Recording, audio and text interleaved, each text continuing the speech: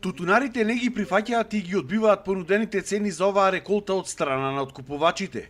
Тутунарите бараат 510 денари за прва, 460 втора и 400 денари за трета класа, а добиле во најголем дел само 435 денари за прва, 370 за втора и околу 305 денари за трета класа.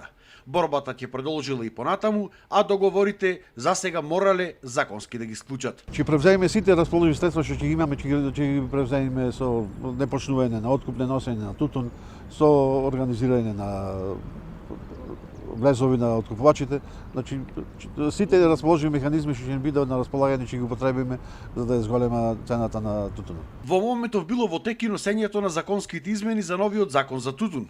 За сега неизвестно е дали во тој закон ќе се најде и одредбата цените за реколтата да не може да се носат без согласност на тутунарите. Самата економија кажува едно.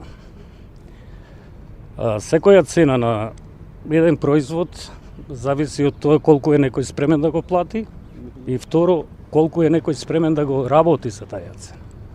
Мислам, тоа е наједноставното решение на вашето прашање.